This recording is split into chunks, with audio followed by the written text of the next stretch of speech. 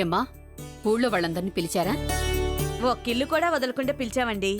మంచి పని చేశారు. స్నేహ, కూరగాయల వాళ్ళకి పూలు పళ్ళ వాళ్ళకు కూడా చెప్పావా?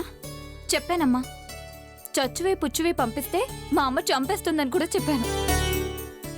నాయుడు బావా, చెప్పిన సరుకులన్నీ టైంకి పంపించమని శెట్టి గారికి చెప్పావా?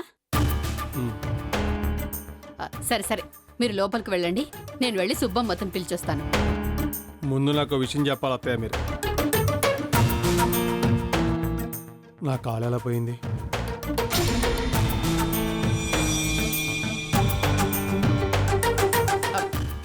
ఇప్పుడు ఆ విషయం ఎందుకు నాయుడు బావా? చెప్పండి అత్తయ్య, అడుగుతున్నాను కదా. నా కాలు ఎలా పోయింది చెప్పండి. అంటే నేను పుట్టుకతోనే అవుట్ అన్నా, చెప్పండి నాకు. నీ మంచితనం వల్లే పోయింది నాయుడు బావా. ఓ స్నేహితుడిని ప్రమాదం నుంచి తప్పించబోయి నీ కాలు చచ్చబడిపోయింది.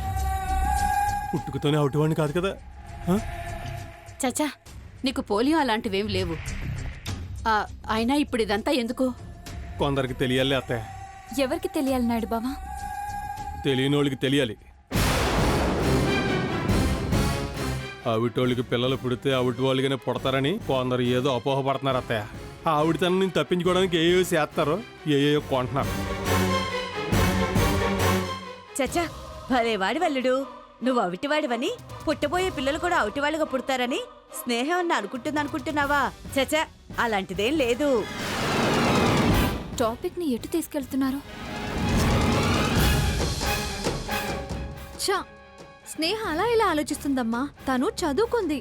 అంత గుడ్డిగా మూఢనమ్మకాలను ఎలా నమ్ముతుంది?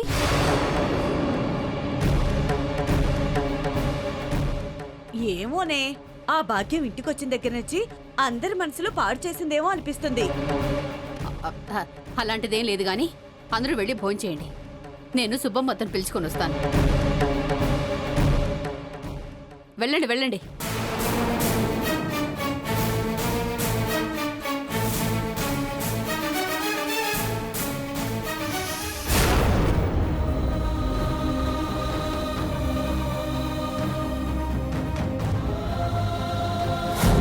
ఇందాక ఆ కుంటి పిల్లాన్ని చూసినప్పటి నుంచి స్నేహ అదోలా ఉంది.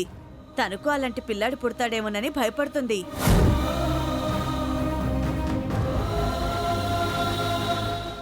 నాయుడు బావా, ఏంటి తినకుండా ఏం ఆలోచిస్తున్నా? నేను తింటానని నీకు చెప్పలేదు కదా. మరి ఇక్కడ కూర్చున్నారు కదా అల్లుడి గారు. అంటే ఎక్కడ కూర్చున్నారో కూడా తెలియనంత పరధ్యానంలో ఉన్నారా? లేస్తున్నావేంటి నాయుడు బావా? తిను. నాకొద్దు, నేను తిన్నా. అయితే నేను తినను. నాతో నీకేంటి? ఇప్పుడు అన్నంపై అలకేంటి? నాకు ఆకర్లేదు. నాకు లేదు. నువ్వు ఒట్టి మనిషివి కాదు, కడుపుతోనో తినాలి. నువ్వు తిను, నేను తింటాను. సరే, ముందు నువ్వు వడ్డించుకో.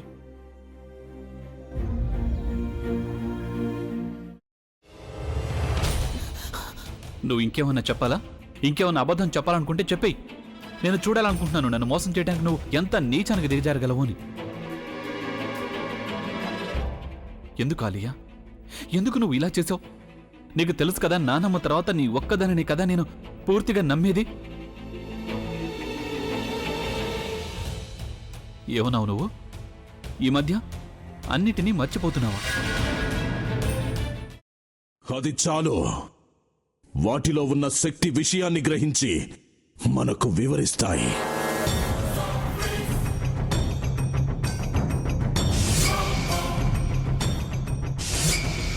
ఎవరు ఆ దండ విప్పొద్దు, గది తలుపులు తెరవద్దు.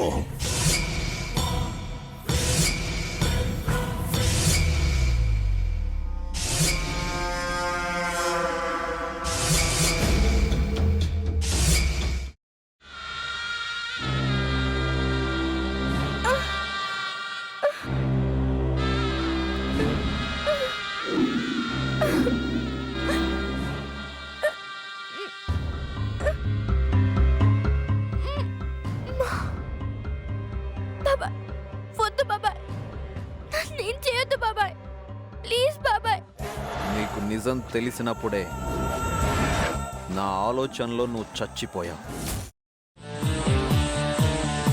అబ్బా ప్లీజ్ కొంచెం తినండి ప్లీజ్. భీమారావు గారు మీరా? ఇగో మీరా కాదు సక్కుబాయ్. అవును, మీ పనామే లేచిపోయిందని చెప్పి కంప్లైంట్ ఇచ్చినావు కదా. రేయ్, ఆయన కంప్లైంట్ ఇచ్చింది లేచిపోయిందని కాదు, కనిపించడం లేదు అని. అచ్చా, అట్లానా? సరే మేడం. ఇడియట్. ఆ వంట మనిషి పేరేంటన్నారు? రత్తాలు మేడం. ఏం పెద్ద మంచి, నీ వంట మంచిని కూడా మేడం అని పిలుస్తావా? రేయ్ హాఫ్ బ్రెయిన్,